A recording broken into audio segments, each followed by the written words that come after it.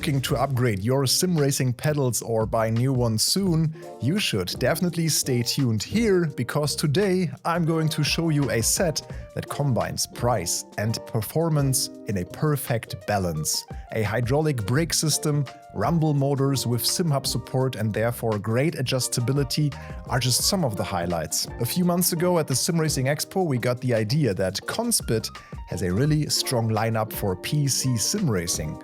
I was really looking forward to testing some of their products in detail, and here is what I learned about the CCP.LITE pedals.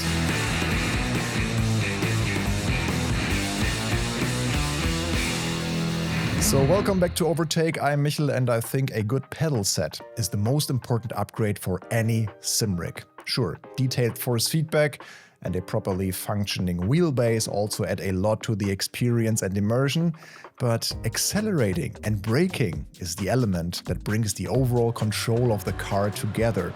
And there's a reason they say that races are won on the brakes. Conspit seems to think so too, because pedals are a high priority for them, as you can see by the fact that they are right at the top of the product overview on their website. The CCPs are their mid-range pedal set, available as a 2-pedal version or as a set with a clutch. In terms of price, it makes sense to order them with a clutch, unless you are sure you will never need it. But I can tell you right away that it's really great to use, more on that later.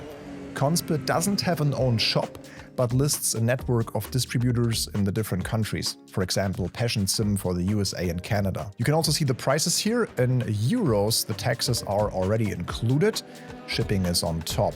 For about 700 euros or US dollars, the CCP.LITE 3-pedal set marks currently the entry-level hydraulic pedal set. Hydraulic means that the brake pedal uses a fluid-filled cylinder with a pressure sensor of up to 100 bar in the case of the CCP.LITE, which allows a force of about 800 Newton, which translates to about 80 kilograms of force. In my opinion, this is sufficient and a sweet spot, even if you drive with shoes. The subjective maximum pedal pressure on the brake is very similar to the 3 100 kilogram Loadcell pedal sets we compared here last year. Topic of Loadcell versus hydraulic brake would basically make a video of its own. Both have their advantages and disadvantages. Basically, pure Loadcell pedals are somewhat more precise, finer adjustable, and might require less maintenance as they have no fluids and fewer moving parts. Hydraulic brakes are designed to mimic a more realistic feel of a brake, like in a real car, and a more natural pressure point. Let us know if you'd like us to take a closer look at this in the future video. And don't forget to like, subscribe and hit that bell if you like what we do here at Overtake. However, well-made pedal sets can compensate for these advantages and disadvantages, so Asetek Forte comes close to a hydraulic pedal feel as a Loadcell kit, and conversely Conspit also has some solutions here to deliver a very precise braking feel that can also be adjusted. It requires maintenance in the form of an elastomer lubricant refresh from time to time, as well as dust cleaning of the moving components inside the rubber cylinder, according to Conspit. Let's look at the packaging list and assembly. Conspit always has the sketch show board with their products, which I really like and gives the whole thing a touch of fun. There are also some stickers and an easy-to-understand manual that mainly relies on illustrations. There are also the 3 CCP.LITE pedal elements, which are almost all metal, a plastic base plate, spare elastomers, cables, tools, including a tool for adjusting the hydraulic preload, a template for the size and holes of the pedal plate can be downloaded from the Conspit website, so you can check if the base plate fits the pedal plate of your rig. With our SimLab rigs, everything is easy to adjust, so there were no problems at all. The assembly itself was quite easy. Few screws are a bit fiddly, and I didn't feel so comfortable with a screw sitting on top of one of the cables. The connections at the bottom of the pedal plate should be correct from the start, otherwise there will be problems later. The plastic base plate can be upgraded to a full metal version that's priced at 135 US dollars if you want it to be more solid and premium feel, or you check Conspit's next stage. The CCP Evo pedal set would be the right choice. There is more use of metal then. The Evo brake also has a more powerful sensor that can handle up to 1440 Newton or about 147 kilograms of force. But as I said, the force of the LITE is enough for me at least, and the plastic didn't bother me later when I was driving. Everything is stable, and in any case, the cables are nicely hidden underneath that plate. Of course, the pedals also have some mechanical adjustment options to make them more ergonomic to your rig or your preferences. The pedal pads, for example, have a simple 0 to 15 degree angle adjustment and can also be varied in height. With the throttle pedal, we have 4 positions with a locking pin that we can use to adjust the force, and the travel can also be adjusted with a knob.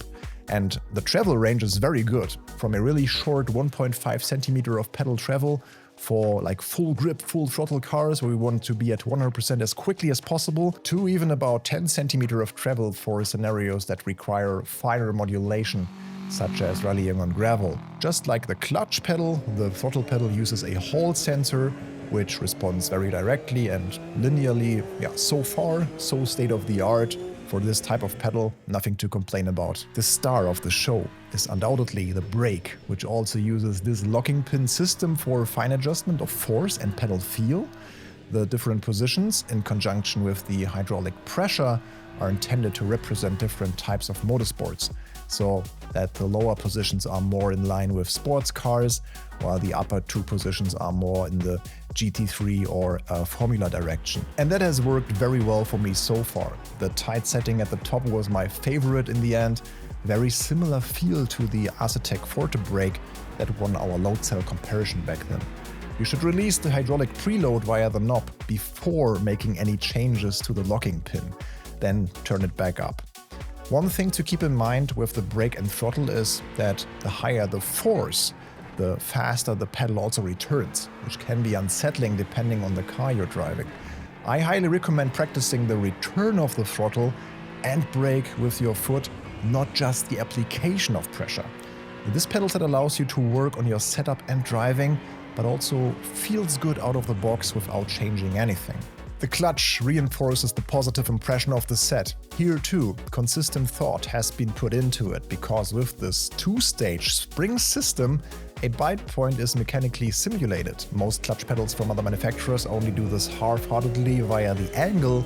Here you really notice the engagement point. Whether this then matches the clutch bite point of the car being driven in the sim is another matter, but here too it can be adjusted on the pedal mechanically. During my tests in AMS2 and WRC, I had a lot of fun with the clutch, and the spacing of the set is also perfect for heel and toe shifting. With the Conspit Link software, most things worked fine so far. All the important features and firmware updates are available there. Calibrating during the initial setup and setting small dead zones, top and bottom, are definitely necessary to get the pedals to work cleanly and without phantom input from 0 to 100%. I also recommend checking from time to time during the first few days to see if the calibration has remained 1-to-1. I had to readjust 1-2 times, after which no more changes occurred. Conspit even has a small overlay that can display pedal telemetry while driving. A nice tool, especially if you're working on refining your pedal technique. I, for example, found that a little less brake pressure worked better for me. Especially the LMGT3 and hypercars in LMU or the Porsche Cup in iRacing often require very precise trail braking to keep the car stable in the corners. So you have to be careful when you take your foot off the brake and not do it like suddenly. At 100 bar, the pedal was released too quickly in the first third, I would say, of the pedal travel. I wonder if in the future the manufacturers could offer something like what is used in car suspensions, rebound and compression.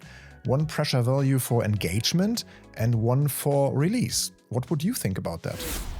Let's talk about the elephant in the room, or I would call it the cherry on the cake, or in this case then the elephant on the cake. The haptic rumble motors. In Conspit Link you already saw that you control these 3 motors on top of the pedals with different effects. SimMagic also offers something similar, and there are various DIY shaker solutions for pedals, but the fact that this is included out of the box is a huge plus. However, since you can only set one effect and its intensity per pedal, forget Conspit Link and use SimHub instead, which also supports the pedals and motors. Interestingly, when I connected this, the throttle and clutch assignments on the motors were swapped in SimHub, but I simply renamed them and that was it.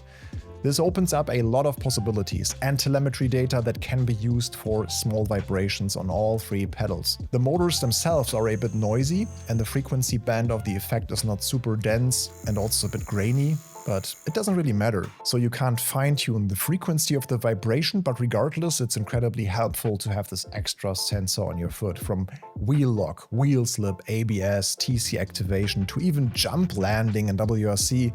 You can configure everything, even multiple effects per pedal, wonderfully in SimHub, and Conspit even has a separate manual for setting it up with SimHub. SimHub also offers much more compatibility than the Rumble functions in the Conspit Link software. It's a bit limited there.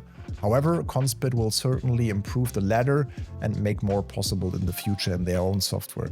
Either way, this is a huge bonus, whether you want additional effects for immersion or to feel the car's systems better. Believe me, once you've had an active pedal or haptic motors like this, you won't want anything else. Let's get to the verdict. Even without the Rumble motors, this pedal set would have scored well. All 3 pedals give a good feel, especially the brake is absolutely stable and combines a natural brake feel with full precision. I claim that this pedal set can make 95–99% of sim racers happy in the long run. In this price range, the CCP.LITE would be among my first choices. It's a 9 out of 10 for me. Conspit should be on the radar of more sim racers this year. What we've seen so far is good quality stuff at a fair and competitive price. You can tell there are people at work here that come from the hobby and want to make things better. There is still room for improvement in the software. SimHub is great, but as a manufacturer you shouldn't rely on it and you shouldn't neglect your own software. We hope this review was helpful in your purchase decision.